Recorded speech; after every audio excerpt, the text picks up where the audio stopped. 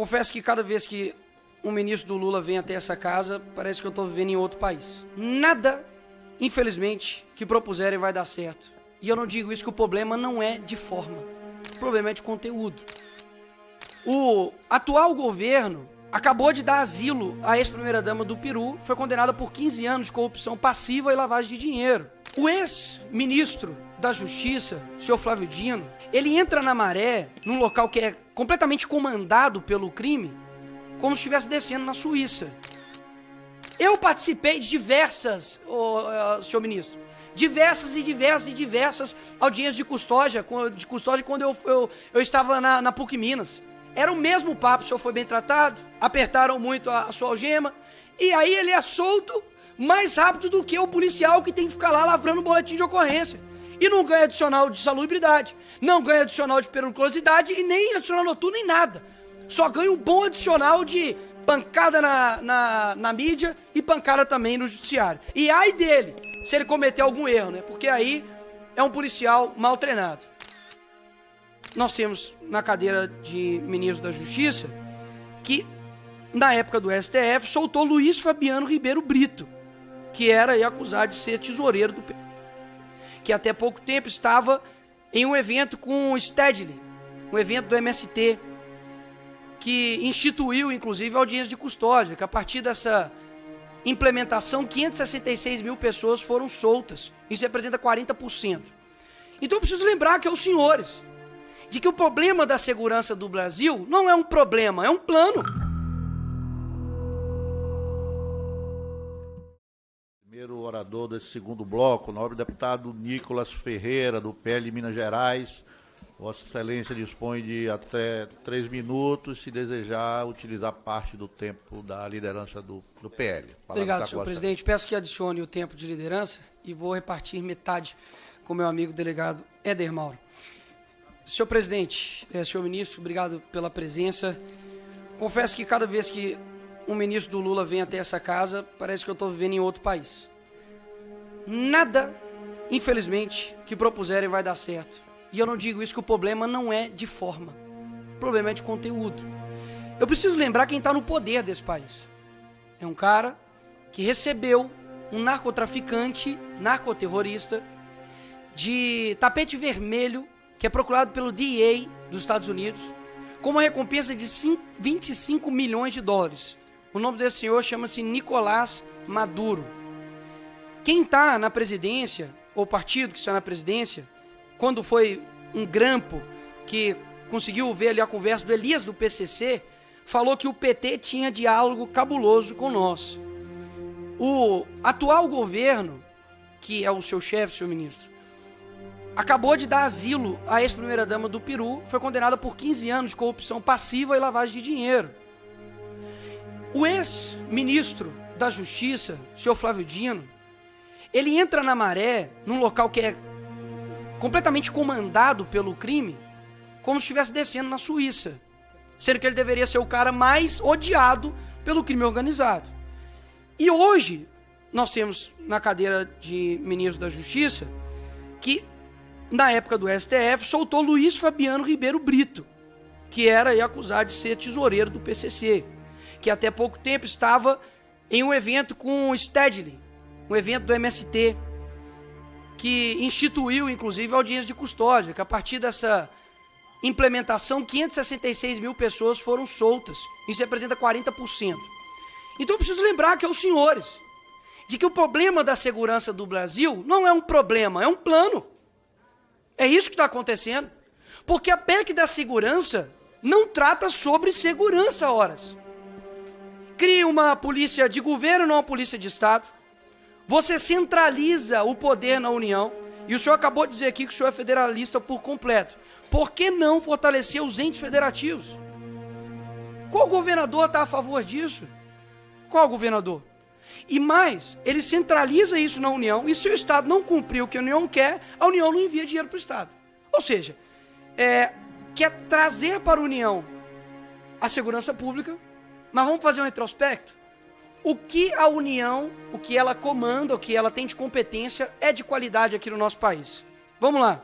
A gente tem a saúde. A saúde que está em escândalos e recordes de dengue. que está faltando insulina nos postos.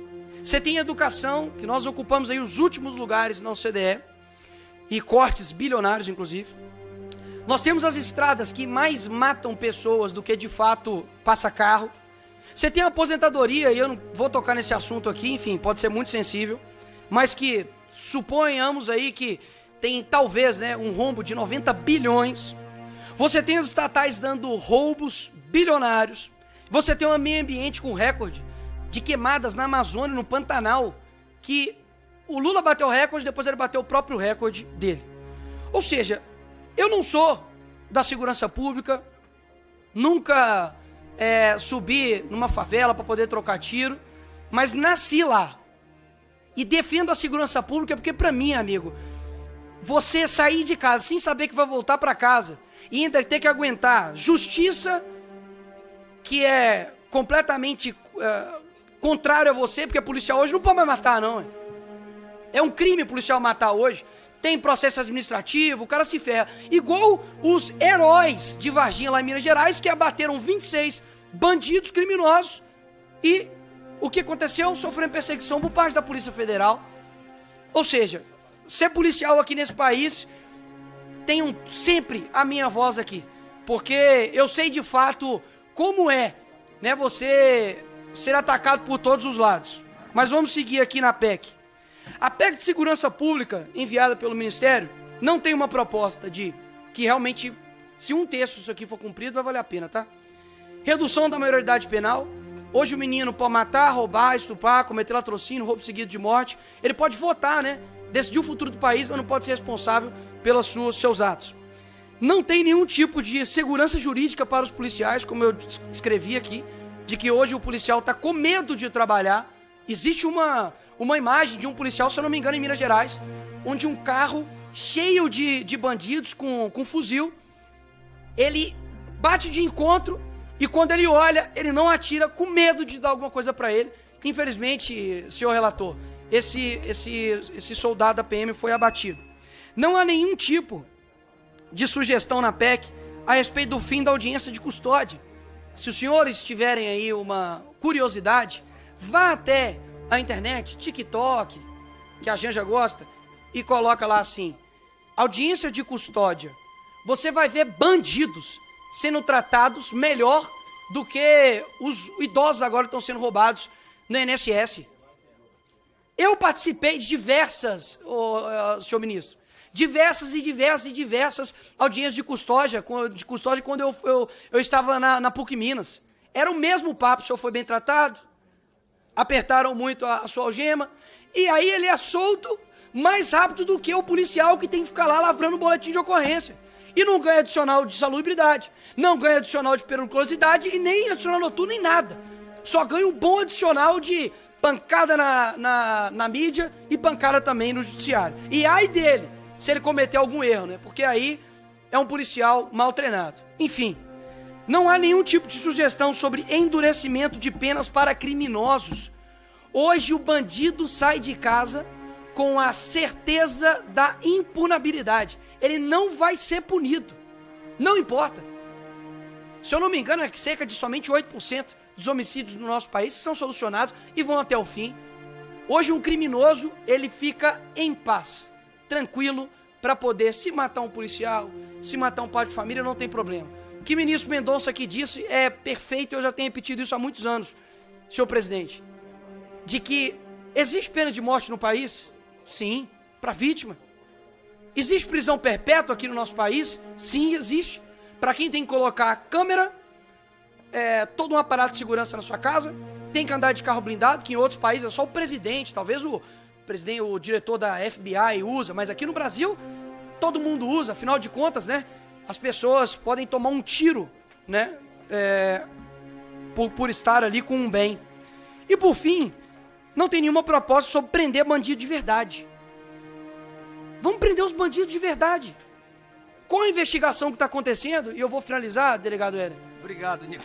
Qual é a investigação que está acontecendo em cima do irmão do Lula?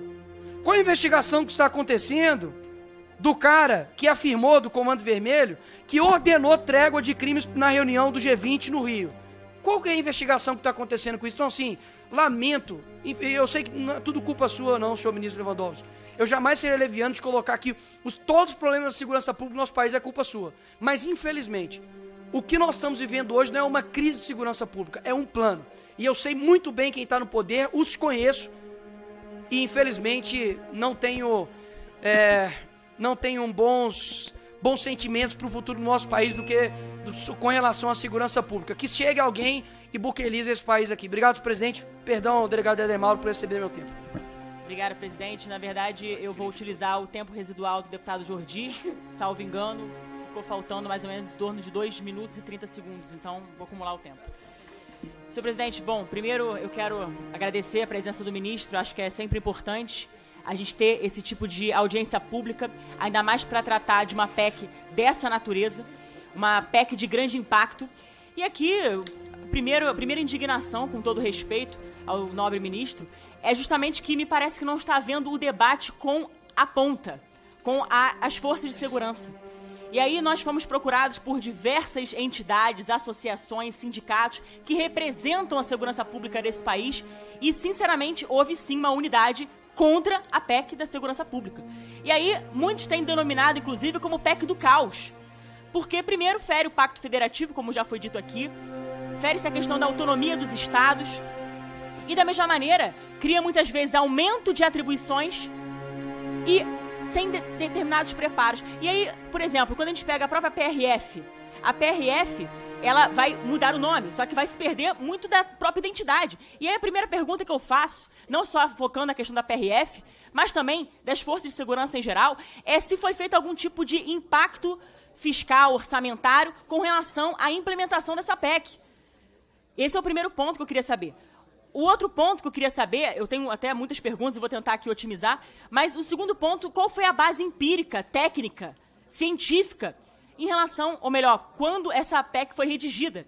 E aqui porque a gente olha uma proposta que me parece que está em dissonância da realidade prática, do que vive a segurança. Da mesma forma, se quer centralizar nas mãos do governo federal a questão da segurança pública, sendo que muitas vezes não vai se olhar e não vai se combater as especificidades. Cada região, cada estado tem a sua especificidade, tem suas peculiaridades. Eu, por exemplo, senhor ministro, sou de um estado que, sinceramente, acho que é o ponto fora da curva, que é o Laboratório do Crime, chamado Rio de Janeiro. Um estado que recentemente teve aí, sob uma intervenção, a DPF 635, em que as polícias, ou melhor, as operações policiais não poderiam acontecer em favela, tinham que pedir licença para o crime. Então, quer dizer, senhor ministro, a gente está diante desse estado de coisa. A gente tem cidadãos de bem encaixelados em suas casas, enquanto os criminosos de altíssima periculosidade estão sendo soltos. E detalhe, por aqueles que deveriam endurecer as penas, ajudar a endurecer a pena. Então, a gente está vendo aqui um desvio de finalidade. Da mesma forma, a própria PEC em si, o objetivo central aqui, além da centralização, que eu acho um erro, um equívoco, sinceramente, a gente vê uma instrumentalização política, a possibilidade dessa instrumentalização política de estruturas de repressão. O verdadeiro combate ao crime organizado me parece que não está acontecendo. Inclusive, como foi dito aqui pelo deputado Nicolas, em vez de, por exemplo, o governo federal tratar criminoso de altíssima periculosidade como terrorista, PCC, Comando Vermelho, tantos traficantes, tantos criminosos de altíssima periculosidade, muitas vezes tendo benesses, enquanto pessoas de bem estão sendo tratadas muitas vezes como se criminosas fossem. Pessoas inocentes sendo injustiçadas. Então esse é o Brasil que nós estamos vendo. Isso realmente nos traz tristeza. E aí debater uma PEC da segurança pública com Vossa Excelência, eu fico feliz por um lado, que eu acho que é importante suscitar o debate, e aqui a gente está num ambiente plural, democrático e precisa ser respeitado. Cada fala de cada parlamentar é evidente aqui, com todo respeito, eu me dirijo a Vossa Excelência, mas é um fato, senhor ministro, me parece que essa PEC não vai resolver o problema, e por isso que as forças de segurança estão denominando como PEC do caos. Da mesma forma, eu queria aqui, observando o modelo que se busca trazer com esta PEC, com a proposta, né, dessa PEC, basicamente é um modelo que já foi implementado por alguns países, pelo menos modelos análogos, né, Rússia, África do Sul, México, já houve tentativa de implementação de modelos similares, e qual foi o resultado? Aumento de violência, criminalidade, corrupção, enfim, um modelo que foi falido, que foi frustrado. E a gente vai estar adotando um modelo parecido que vai caminhar justamente para o mesmo destino. Vai trazer o mesmo resultado, que é um grande risco. Então me parece aí, ministro, com toda sinceridade, um modelo autoritário disfarçado de reforma institucional, como foi feito, já disse, nesses países que eu citei há pouco. Então, essa reforma da segurança pública mais me parece uma deforma, que vai trazer talvez uma insegurança jurídica, inclusive, para os policiais, para quem está na fronte de batalha, quem está ali trocando tiro, combatendo o crime organizado. E aí, outra pergunta que eu faço, senhor ministro, por que esta PEC, se realmente busca trazer realmente um combate, né, uma reforma da segurança pública, por que esta PEC ignora solenemente, por exemplo, o combate ao narcotráfico, às drogas, às facções criminosas, às milícias? Não é prioridade para esse governo? Da mesma forma, para concluir, senhor presidente, o senhor poderia me explicar, por favor, por que essa PEC da segurança pública não trata de maneira nenhuma aqui de controle de fronteiras, por exemplo, sendo que é por ali que passam drogas, criminosos internacionais, enfim, né? A gente sabe, essas armas, inclusive, né? Então, quer dizer, a gente está diante de muitas perguntas, senhor ministro. E com certeza eu não serei exaustiva aqui, mas para concluir, eu rogo pelas respostas e eu tenho certeza que a minha voz não é só solitária aqui, como a dos meus colegas da oposição, mas é a voz de muitos brasileiros que estão clamando por justiça e por verdadeira segurança, e não por PEC do caos. Muito obrigada, senhor ministro. Obrigado. Obrigado, senhor presidente. Paulo. Tá bem. Muito obrigado, senhor presidente Paulo Aze. Obrigado aos nobres deputados e deputadas que me formularam as questões, são sobremaneira importantes. Vou começar e vou responder genericamente, não posso responder tudo de forma muito minudente, porque senão levaríamos aqui várias semanas, mas eu estou à disposição de todos que quiserem me encaminhar estas perguntas por escrito, todas serão respondidas. Eu vou fazer uma resposta um pouco mais genérica, mas claro que na réplica, se for necessário, eu poderei esclarecer um ou outro ponto. Primeiramente, eu quero dizer o seguinte: do jeito que está, a coisa não pode ficar. Todos nós que somos pais, somos filhos, somos irmãos, somos avós, somos cidadãos e cidadãs, sabemos que não é mais possível deixar a questão da segurança pública como ela está, do ponto de vista, seja de seu combate pelas forças policiais, seja do ponto de vista da sua estruturação formal e legal. Algo precisa ser feito. Eu quero dizer a vossas excelências, estudando a matéria, eu verifiquei, e todos nós verificamos certamente, e também os especialistas com mais razão, constataram que nada mudou desde a vinda da família real ao Brasil, que fugiu das tropas napoleônicas no começo do século XIX.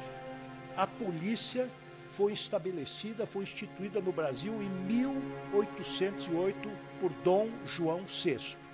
De lá para cá, nada mudou do ponto de vista institucional.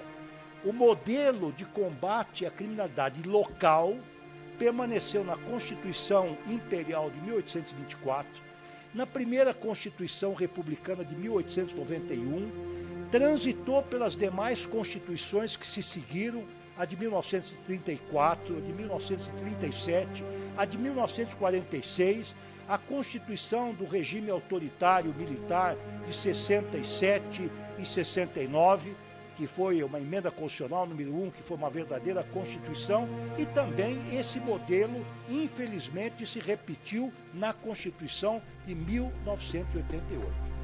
Dada esta situação que o deputado Mendonça Filho tão bem caracterizou, que não pode continuar, porque nós não podemos mais sair às ruas, nós vivemos trancados e os criminosos, na verdade, estão à solta, ameaçando o cidadão de bem, o homem comum do povo.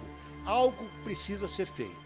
Então, eu penso que essa é a oportunidade do Congresso Nacional se debruçar pela primeira vez nessa longa história do país desde os tempos imperiais, e digo mais, desde os tempos coloniais, quando a repressão era feita por milícias privadas, capitaneadas por produtores rurais, algo precisa ser feito. Eu quero garantir a vossas excelências que eu sou um federalista por convicção. Seja na minha vida acadêmica, seja na minha vida, sobretudo como juiz, sempre defendi a autonomia dos entes federados. Me permitam dizer, a minha tese de livre docência na Universidade de São Paulo denominou-se Pressupostos Materiais e Formais da Intervenção no Brasil. Minha tese defendeu a autonomia absoluta do Estado e a intervenção da União nos Estados e do Estado nos municípios é de caráter absolutamente excepcional, temporária, sujeita ao crivo do Congresso Nacional ou, eventualmente, no caso da intervenção estadual, das assembleias estaduais. Portanto, eu tenho uma visão do federalismo como algo a ser preservado. O que é o federalismo, fundamentalmente? É a unidade na diversidade. E este conceito fundamental não é nem de longe arranhado nessa PEC que o governo federal está mandando. Vou dar mais um exemplo, eminentes parlamentares. Como ministro do Supremo Tribunal Federal, eu sempre defendi a autonomia de estados e municípios, sobretudo na área do meio ambiente, na área do consumidor, na área da saúde, na área, enfim, da proteção do patrimônio público. Nas questões que me eram afetas e nas minhas votações, eu sempre me inclinei pela autonomia municipal. Quando eu fui presidente do TSE, é muito comum nas eleições municipais e nas eleições gerais, é que algum juiz peça o apoio das forças federais para garantir a segurança. Eu instituí um novo procedimento de que as forças federais não seriam enviadas sem que o governador fosse consultado. Se o governador estivesse de acordo, nós mandaríamos. Se ele dissesse que dava conta da situação, elas não seriam enviadas. E agora eu, como ministro da Justiça e Segurança Pública, antes de autorizar a intervenção da Força Nacional, que é aquela força que é composta por membros das polícias militares, que hoje atua fundamentalmente 85% efetivo nos territórios indígenas, ela só é enviada para os estados mediante prévia autorização dos governadores. Então, quero dizer que eu sou um defensor, por convicção, do federalismo. Eu penso que o federalismo é a única solução para administrar um país tão grande como o nosso, de dimensões continentais. Ocorre que, eu creio que, enfim, um dos eminentes deputados, creio que foi o deputado Orlando Silva, a meu ver, disse muito bem que o federalismo, que é a unidade na diversidade, ele contempla certas competências para a União de caráter geral, são diretrizes gerais. Em matéria de defesa nacional, é a União que legisla, é a União que estabelece diretrizes. Em matéria de relações internacionais, moeda e crédito, tantas outras áreas, por ser um interesse comum, um interesse geral, é a União que estabelece as diretrizes gerais, sem prejuízo da atuação concorrente e comum dos demais entes federados. Então, o que eu queria dizer é que hoje a questão da criminalidade não é mais uma questão local, como Dom João VI entendeu em 1808, quando veio para o Rio de Janeiro. Hoje é uma questão nacional, é uma questão global. Prova disso são os inúmeros acordos que nós temos com os demais países do mundo para combater esse flagelo que é mundial. Nós temos acordo na área do Mercosul, nós temos acordo na área da Amazônia Legal com os países lindeiros, nós temos acordos com países da Europa, nós somos membros da Ameripol, da Europol, da Interpol, aliás, inclusive elegemos o secretário-geral da Interpol, um grande delegado federal, jovem, combativo, Valdeci Urquiza, e o que eu constatei que a cooperação internacional é muito maior do que a cooperação interfederativa para combatermos um problema nacional. Então, eu dou razão àqueles que usaram da palavra para dizer que hoje essa questão não é mais de governo, é uma questão de Estado. Nós temos que enfrentar o problema estruturalmente, nós temos que pensar grande, como dizem os americanos. Nós temos que pensar grande, nós temos que ter uma visão abrangente de todo o país. Não dá mais. E a falência do combate à criminalidade se dá exatamente pela manutenção desse modelo que atribui aos estados o combate, exclusivamente o combate à criminalidade, mediante a polícia civil, mediante a polícia militar, polícias científicas e a polícia penal. Esse modelo, infelizmente, em que pese a combatividade, o brio, o espírito público dessas forças estaduais não é mais suficiente. Quero garantir aos senhores que o governo federal, a União, não tem o menor interesse em saber, com todo respeito, quantos batalhões de polícia militar tem em Pernambuco, onde estão as delegacias de polícia civil em Alagoas, quer dizer, quais são as estratégias e táticas que a Secretaria de Segurança Pública do meu estado, de São Paulo, vai utilizar para combater a criminalidade. Se essa PEC tem algum mérito, o mérito é justamente fazer uma união de forças. Nós não temos, na área que o ministro e governador e deputado muito bem tocou, da área do meio ambiente, nós não temos nenhum interesse em interferir na competência das polícias militares florestais, como a briosa Polícia Militar de São Paulo. Se há um incêndio numa fazenda, um criminoso, um acidental, a União não vai. A Polícia Federal, com 13 mil homens, não vai se abalançar e ir lá fazer uma investigação. É claro que são os macroatentados ao meio ambiente, que é um problema hoje não só nacional, mas é um problema mundial. A Amazônia é uma questão, é o pulmão da humanidade hoje. O Pantanal do Mato Grosso, quando pegou fogo, lamentavelmente, ele criou uma crise de imagem para o Brasil internacionalmente muito grave. Então são problemas que afetam a União. A União quer colaborar. E aí eu quero dizer, eminente deputado Mendonça Filho, nós não vamos brigar por questões semânticas. Vossa Excelência tem razão, pode ser que alguns temas, alguns trechos, algumas palavras, algumas terminologias sejam mais contundentes, menos adequadas, vamos mudar. Mas o que me parece importante é que esse conceito fundamental seja mantido. A unidade na diversidade, essa possibilidade das forças de segurança de todo o país agirem de forma integrada, de forma coordenada. Citei o exemplo da tribuna, dessa recente prisão que nós fizemos na Bolívia, onde houve uma interação excepcional do Ministério Público de São Paulo, das polícias locais daquele estado, da Polícia Federal, da Polícia da Bolívia, da Interpol. Portanto, o crime organizado só pode ser combatido com inteligência, com integração e, sobretudo, com recursos. Sabem, Vossas Excelências, qual é o recurso que o Ministério da Justiça e Segurança Pública tem para combater a criminalidade? Pasmem, Vossas Excelências, o nosso Fundo Nacional de Segurança Pública tem por volta de 2 bilhões e 200 milhões de reais. O Fundo Penitenciário, que é para atacar essa infiltração do crime organizado, das facções nesse universo prisional, que hoje abriga, infelizmente, 670 mil presos, ele conta com 500 milhões de reais. E nesse último corte orçamentário nós perdemos $500 milhão. E vou fazer uma inconfidência às senhoras e aos senhores. Numa discussão que tivemos no Palácio do Planalto, o ministro Rui Costa disse, mas como? A União só conta com esse recurso? Eu, na Bahia, contava com 8 bilhões para combater a criminalidade na segurança pública e contava com 2 bilhões para estruturar o sistema prisional. Portanto, essa PEC, se tem algum mérito, é exatamente isso, fazer a coordenação, transformar esse problema num problema de Estado, e aqui eu quero dizer que não é absolutamente uma proposta eleitoreira, até porque ela foi gestada há quase um ano atrás, todos sabem disso.